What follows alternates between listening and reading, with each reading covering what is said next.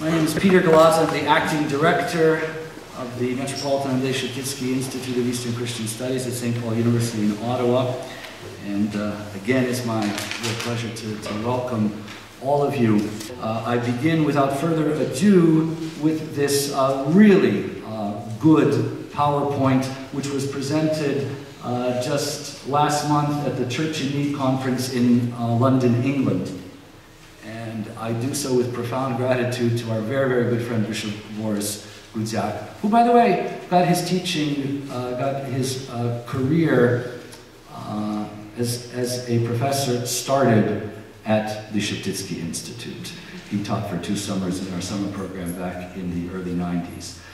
So you can see he's entitled this Ukrainian Pilgrimage from Fear to Dignity. If some of you are having trouble reading the text, just move forward. There's a lot of room here at the front of the church. So he's starting with the Soviet social legacy, a country dispersed over, what is it, 10 or 12 time zones. Ukrainian history in the 20th century, I think, is very important to understand the force of Timothy Snyder's designation as this part of the world being the bloodlands. I think what's really crucial, between 1940 and 1945, every second man and every 4th woman were killed or died an unnatural death. I just realized that applies to my family. Half of all my uncles died during that period. This gives you a sense of the concentrated area of the genocide famine of 32-33. It's the gray area there, so Western Ukraine, the greenish area was spared that. But look at that statistic.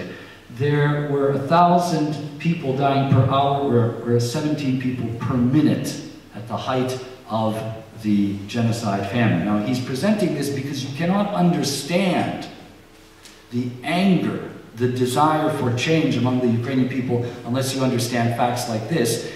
And what's very important to understand is it's only within the last 20 years that people in Ukraine have been able to learn about these kinds of events freely. So after 20 years of finally being able to learn about this, people start saying, why do we have a president who behaves as if it were the Soviet past? Lviv, which is a very key city, especially for Ukrainian Greco-Catholics. Look at these statistics here. Lviv was a city whose population was 3/6 Polish, 2/6 Jewish, 1/6 Ukrainian. Poles expelled, Jews exterminated, Ukrainians 1/3 of them arrested and sent to Siberia. Population goes from 300,000 to 60,000. Ignorance of the other. This is really important, I think, when we discuss the whole question of the reactions against the EuroMaidan. I mean, people in the Donbass, they, of course, perceive this uprising in Kyiv and other parts of Ukraine to be some kind of fascist intrusion, something orchestrated by NATO, by the CIA. Well, it's very basic. If you have never traveled, if you've never met the other, you are bound to be suspicious. Quite frankly, we in Canada would probably be very much like those people in the Donbass if we also had their limited human and historical experience. So you can see, 77% of the Ukrainian population has never been abroad. 36% have never traveled beyond their own region. So only 17% have visited the European Union or North America. Corruption. Ukraine ranked 144th in the Corruption Perceptions Index. I keep on insisting to people who say, well, it's too bad you Ukrainians are fighting with the Russians again. I say this is not about Ukrainians against Russians. This is about Ukrainians and Russians against corruption, orchestrated, masterminded, controlled from the Kremlin. And this is very much what it's about. The corruption reaches into 4th grade, where kids are expected to start learning how to cheat. So by the time you're in high school, it's a well-established habit. By the time of university, you know that in some instances, you're only going to get a good grade if you slip a 50 hryvnia bill in your transcript book at the exam. Yanukovych leaks. This is how the president of Ukraine was living while a lot of his people were way below the poverty line. Corruption. Yanukovych's family robbed the country for 100 billion USD. 32 billions transported across the border with Russia in other words, into Russia, earlier this year in cash, in loaded trucks. This is according to the Prosecutor General Magnitsky. Okay? And look at the budget of Ukraine. So $100 billion is a significant amount. What is the Maidan? Well, that's actually what it looked like in its more pristine days. You can see what's happened there. That's how the Lviv Maidan began. You had people in Lviv, in western Ukraine, who were very concerned about the fact that Yanukovych had not signed the European Union accession agreement. They said, we've got to start drawing attention to the fact that this is unacceptable. They go off to Kyiv, and it's not to suggest that the whole thing was orchestrated from western Ukraine, but part of the reason that Bishop Borys wanted to stress this is because, quite understandably, he's concerned to make sure that people at the Church in Need offices realize that students of the Ukrainian Catholic University were prominent in the Western Ukrainian opposition to the events within the corrupt Yanukovych government. So the sign says, people of Kyiv, come out to the Maidan. It started as a colossal festival, dancing, singing, you know, a kind of almost carnival attitude. You know, Yanukovych, we do not accept your approach, but we're not going to get dour about this. We're going to confront you with joy, with singing. And this is what it looked like at the beginning. Ukrainian flags and EU flags, people smiling. And one clear demand, sign the EU agreement. Now, I suspect some of our presenters will be dealing with some of the nuances regarding this, but this was the basic demand. This is what set it off. But the reason that this became the issue, that it was the spark that ignited the conflagration, was because of all of the built-up frustration throughout the decades. Smiles, creativity, hope. This is what we were seeing on the Maidan. And quite frankly, some of us really weren't paying all that much attention in late November, even I think through much of December. It was like, okay, they've got this thing going on here. And then, of course, events started happening that did draw our attention. Maidaners, who are these people? Average age, 36. 64% with university degrees. You look at the rest here. The crucial thing to understand is that 92% of them paid for their trip and came individually. So, unlike some of the thugs who were brought in from the southeastern regions of Ukraine by Yanukovych, these people, by and large, 92% of them, showed up having paid for their own trip. They weren't brought in on, chartered buses that had been chartered by government under government dole. Ukraine equals the European Union, or rather, Ukraine equals Europe. For almost 2 months, peaceful resistance, and this is crucial, we have to understand this, because people see some of the footage and they say, well, it's funny, could you Ukrainians have been much more peaceful in your approach to the Yanukovych government? Well, it's not the protesters who turned violent. So, almost 2 months, peaceful resistance of millions in the rain, snow, and frigid cold. You see the kinds of activities that were going on there. I love the piano player. And there were provocateurs and riot police. This is an old Soviet tactic, as you know. This was the thing that many of us feared the most. Violence would break out, not because the protesters started the violence, but because of provocations. And it's the easiest thing to do. You send somebody in, dressed even in some kind of quote-unquote banderite outfit, and the guy starts doing something really odious, and before you know it, the violence is blamed on the democratic opposition. Even after clashes on Epiphany Day, that's January 19th, it was actually the eve, because I remember preaching on the 19th about the fact that the light of Christ will overcome the darkness of snipers and other individuals who believe in violence. So even after you had that initial clash with 3 deaths, the atmosphere nonetheless remained one of peaceful resistance and protest. The Maidan, I mean, this is after the events of January 19th. You've got these Hutsuls there with their, Hutsul trombones, as it were, okay? I mean, come on, this is, people say, this is an amazing example of people who are able to remain sanguine, hopeful, even after things turn ugly. They were praying. The guy standing on that platform, because if you've ever had to stand on ice for more than 10 minutes, you know how difficult that is. Faith in priests, present and active. In times of joyous festival, because you remember, this is happening during the 40-day Christmas season. For Ukrainians, Christmas begins on the eve of January 7th and goes all the way to the middle of February. Okay, it's a 40-day celebrational period. So in times of joyous festival, and in times of fear and sorrow. This is already when it's getting uglier. St. Michael Golden-Domed Orthodox Monastery turned into a hospital. Very, very moving, those of you who have been to services there. Now this is a church that had been reconstructed. It's a church that belongs to the Kievan Patriarchate, Patriarch Filaret Denisenko, and it is a church that had been destroyed by Stalin in the 1930s because he was going to build a gigantic communist parade forum.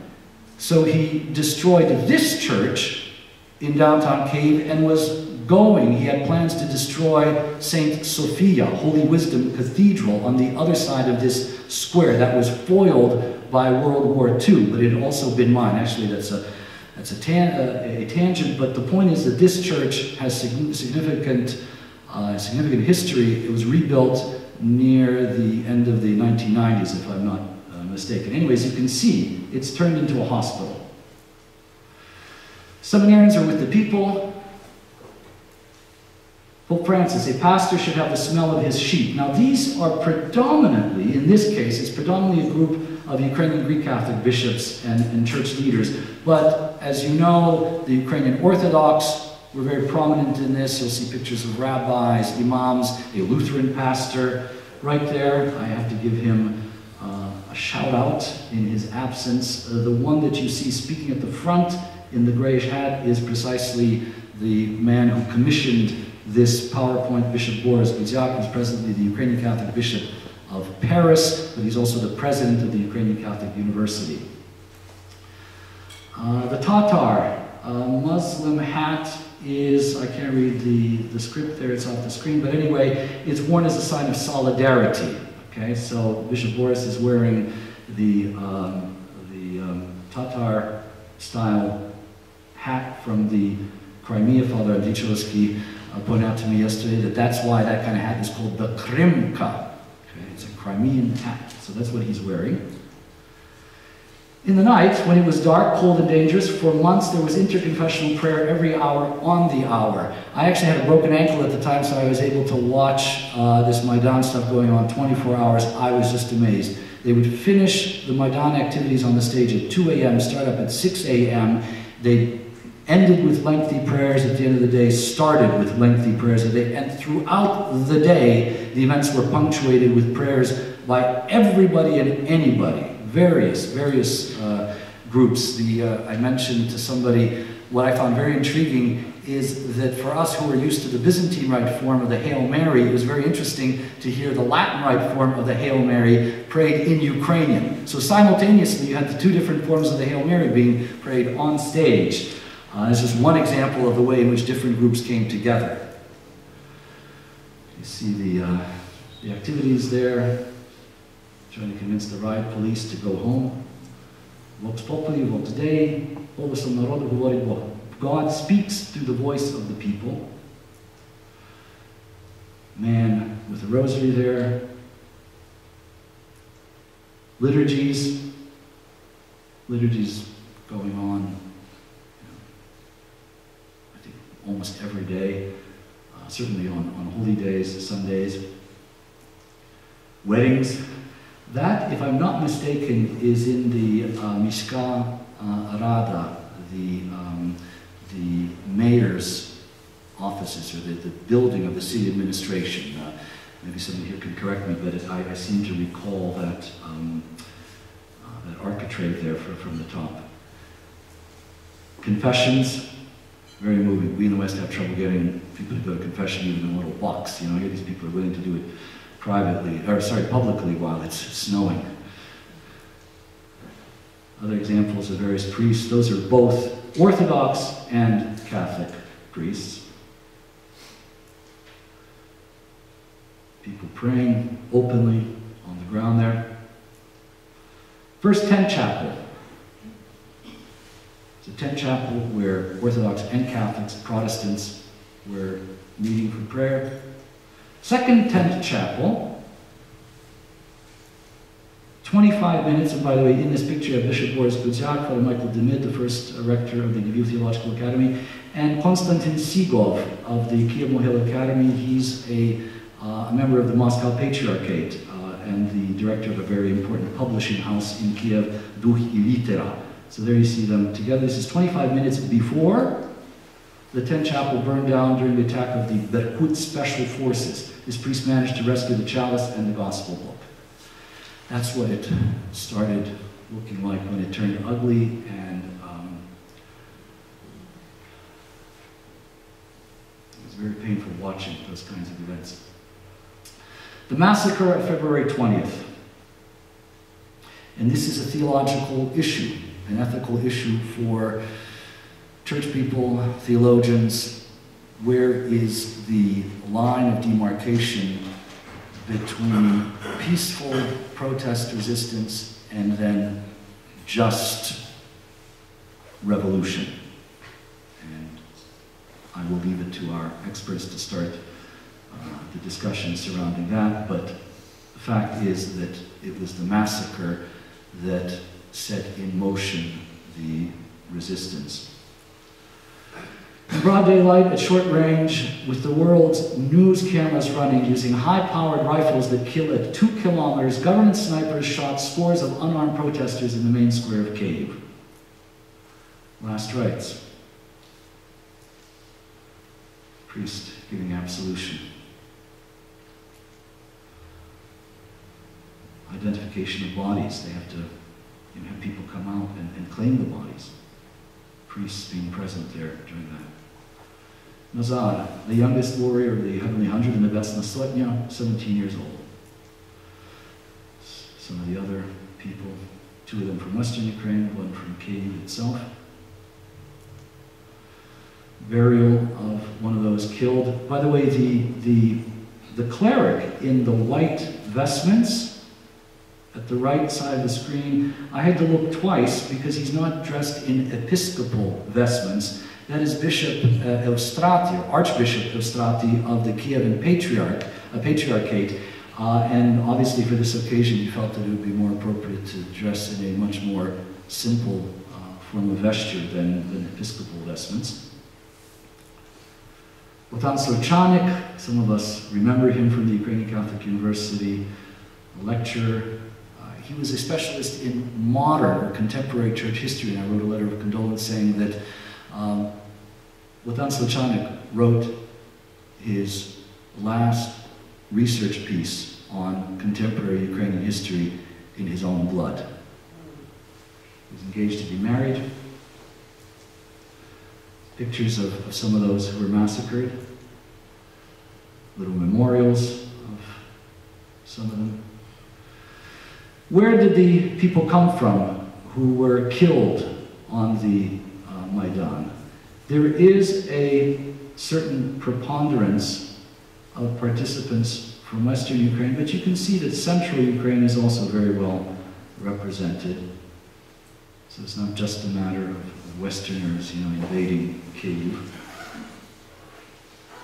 And by the way, this is the statistics regarding those who died. As anyone knows, on a regular basis, the people on the Maidan itself, sometimes the numbers reach up to 1 million, the majority of those people were locals, even though you had people being bussed in from Western Ukraine. I mean, it was very interesting. Those of you who were there realized that frequently the language of conversation on the Maidan is actually Russian. So it just demonstrates that those were people predominantly from Kyiv itself and from Central Ukraine. The Heavenly Hundred. 2 Armenians died, 2 Georgians, 2 Jews, 1 Belarusian, many ethnic Ukrainians and Russians, aged from 17 to 73.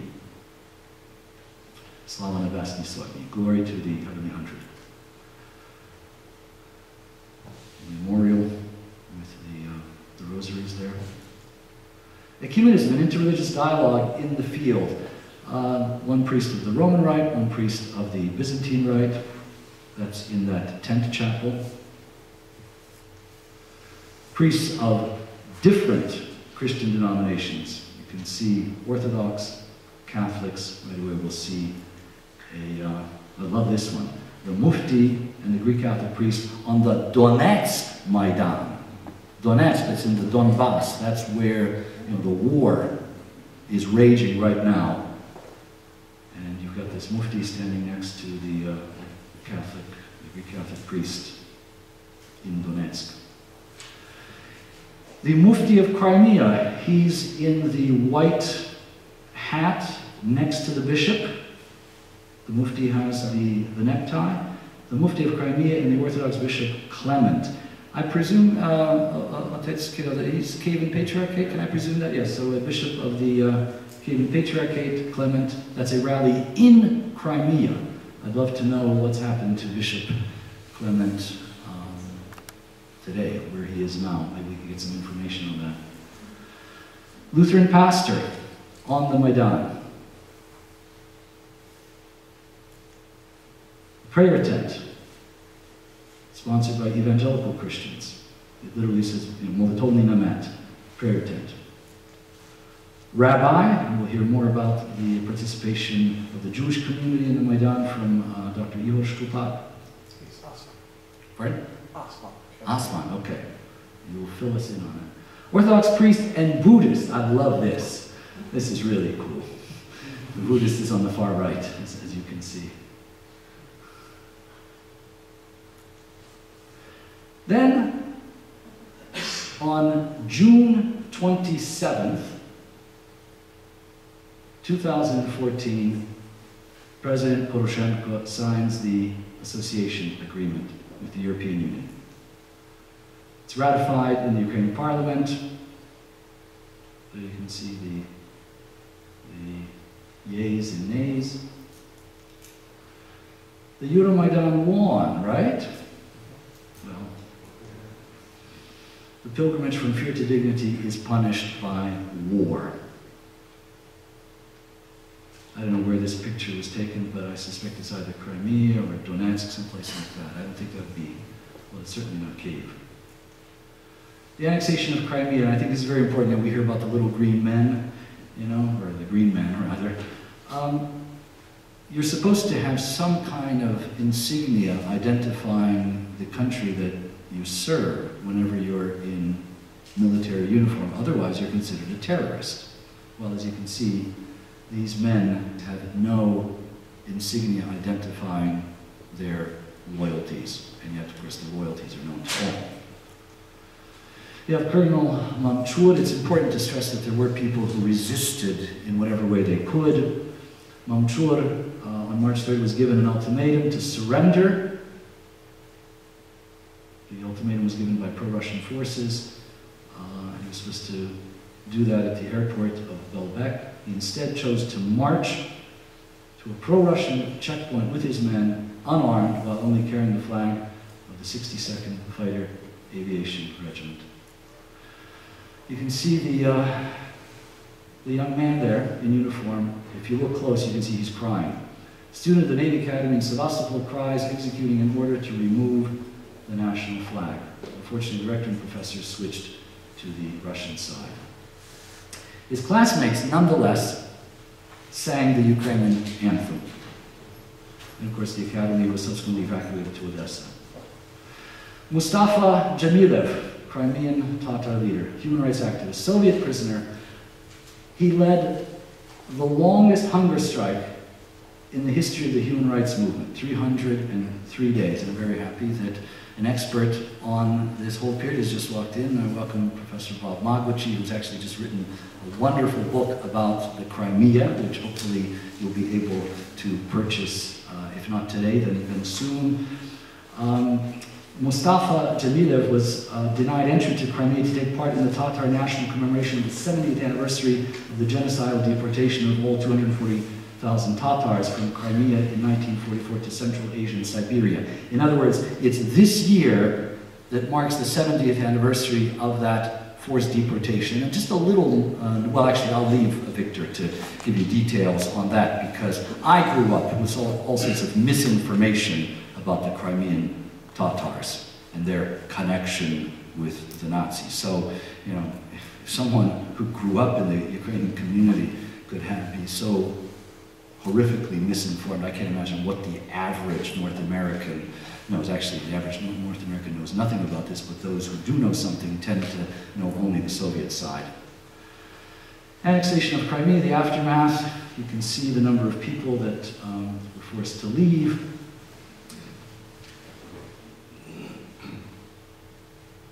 Several Crimean Tatar activists have been found murdered. And we have the war in the east, in the Donbass, Donetsk, the Donetsk Oblast, and the Luhansk Oblast.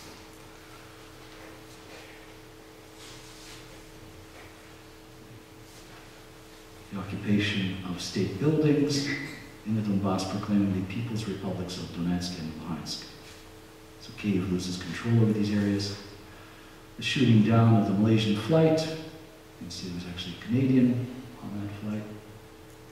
I'm sure you've seen this image, a Buk missile system on the way back from Ukraine to the Russian Federation with one missile missing. Father Tikhon Kulbaka, Ukrainian Greek Catholic priest from Donetsk, held captive for 10 days. And by the way, this is as of last month. I mean, you know that this is an ongoing story with the mounting of a Russian military force in that area. Things like this are happening more and more on a regular basis. You can't even follow it unless you're doing it as your full-time job. Father Pavel Vitek, a Roman Catholic priest kidnapped in Donetsk, released after one day. Father Victor Vonsovich, Catholic priest detained in Horlivka, spent a few days in captivity. And this is part of the whole intimidation process that the Soviets were so good at. Slovyansk, 8 Protestant believers, among them 2 deacons and sons of a local pastor, killed and found in a mass grave after the city was freed. And I think what's important to stress is that in Ukraine, all of the different religious groups have been condemning the persecution of all of the believers. They stand united when they say this kind of religious discrimination and persecution is unacceptable. In other words, it's not just each church out for itself or each religion out for itself. 3 Orthodox priests have been killed. Pavlo Zhuchenko at a terrorist checkpoint, Vladimir Krislyansky during shelling in Luhansk, and Elohi Nikishov in Pervomaisk. These are statistics: 375,000 internally displaced people, 1/3 of them children. That's according to the UN. Okay? So the war has directly affected 5 million people. So Greek and Roman Catholic, as well as Greek and Roman Catholic structures, as well as the Orthodox of the Kievan Patriarchate and some Protestant structures, have now ceased to exist on the territory controlled by the terrorists. This is an information-filled poster that time doesn't allow us to analyze, but I suspect you want to try to find this on the internet. Collapse of the economy. This is really the tragic story. Father Cyril Hovorun at breakfast this morning was filling me in on some of this. So even people who have money really, in one sense, don't have what they had. Trauma. Psychologists on the Maidan, 300 volunteers part-time. They receive 50 to 100 people daily. At the McDonald's on the main square, the Krishtatik, the Ukrainian House, and the Kyiv City Administration. Okay. Psychologists are going from house to house in the territory where the terrorists are wreaking havoc. What can we do? Well, Bishop Borys Gudziak encourages us to make sure that knowledge is morphed into action. I think the key thing for us today is to gain the knowledge that we need and to speak out about the truth. From east to west, this was a way of getting students from eastern Ukraine to realize that their peers in western Ukraine and other parts of Europe are not monsters. You've got a flag there that says it's Schid i Zahid Razum, because of course the key thing that opponents of reform have been trying to do is say there are two Ukraines. You know, there's an eastern Ukraine, there's western Ukraine, these people don't belong together. You know, the Galicians are like a separate nation or something like that, you know, where, so you see east and west together, Schid i Zahid Razum. Rebuilding in the east, so these are various activities that involve rebuilding. I'm a drop in the ocean that will change Ukraine. And my thanks again to Bishop Borys Gudziak, Ukrainian Catholic Bishop of Paris, for this absolutely wonderful PowerPoint presentation.